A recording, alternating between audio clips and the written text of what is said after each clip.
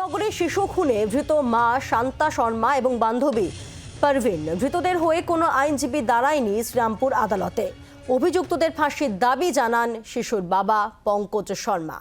আমরা পুরো বিষয় নিয়ে কথা বলবো। আমাদের সঙ্গে সরাসরি রয়েছেন প্রতিনিধি বিধান সরকার, রয়েছেন আমাদের সঙ্গে। বিধান, আজ আদালতে ঠিক কি হলো? কারণ ধৃতদের হয়ে কোনো আইনজীবী দাঁড়াতে চাইলেন না, কি হলো আজ?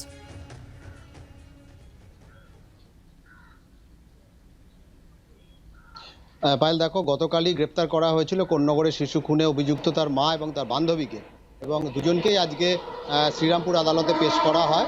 এবং যেটা দেখা যায় যে এই অভিযুক্তদের হয়ে কোনো আইনজীবী কিন্তু আদালতে দাঁড়াননি।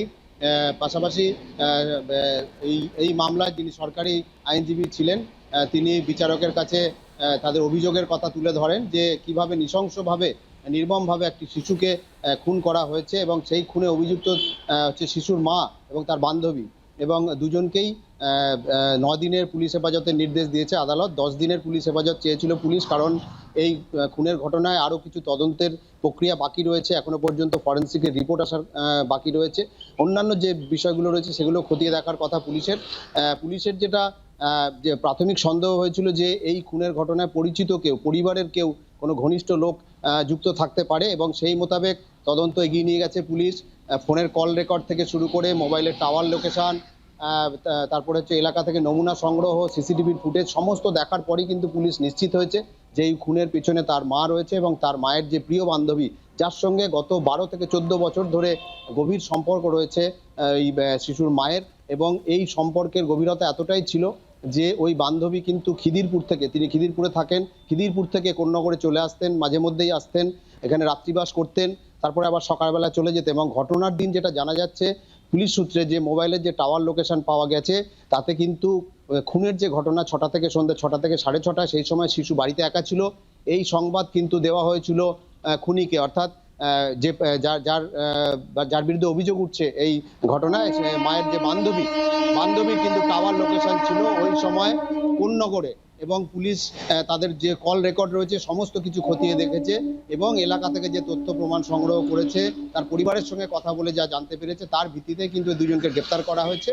এরপর আরও কিছু খোলসা হয় কিনা এই খুনের ঘটনায় তা কিন্তু দেখবে পুলিশ। 9 দিনের পুলিশ হেফাজত পেয়েছে এই দুজন অভিযুক্তকে। এবং তোমাকে জানিয়ে রাখবো যে এই শান্তা শর্মা, অর্থাৎ যে শিশুর যে মা, সে আজকে আদালতে যখন পেশ করা হয় তাকে আমরা জিজ্ঞাসা করেছিলাম যে এই খুনের ঘটনা কেন, নিজের শিশুকে কেন খুন করলেন তিনি অস্বীকার করেছেন। তিনি বলেছেন নিজের মা কখনো তার সন্তানকে খুন করতে পারে না। এই জায়গাটাই ধন্যবাদ তোমাকে। আমরা একবার বক্তব্য শোনাবো মৃত শিশুর বাবার, তিনি ঠিক কি দাবি করছেন, এবং অভিযুক্ত মা তার বক্তব্য।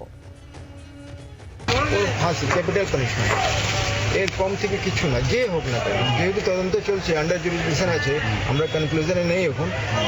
যদি কোনো কনক্লুশন আছে, যে বেরোয় ওকে আলটিমেট ফাঁসি।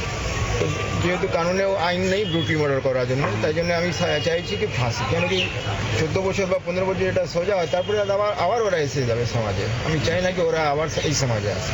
যেহেতু বেশিরভাগ জিনিসে এখন আন্ডার জুরিসডিকশন আছে, আমি কোনোভাবে ফ্রিলিভাবে কিছু বলতে পারছি না। আমি কানুন উপর আস্থা রাখা, যেভাবে ওরা করুক, কিন্তু আমার থেকে এটা ডিমান্ড আছে যে ওরা ক্যাপিটাল পানিশমেন্ট পায়, এর থেকে কোনোভাবেই ওকে ছাড়া যায় না। কেন মারলেন ছেলেকে? মারলেন কেন? কে মেরেছে?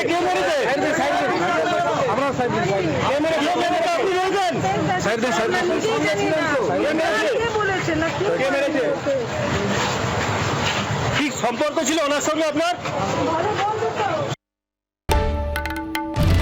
বাংলার আওয়াজ, বাঙালির আবেগ, জি 24 ঘন্টা।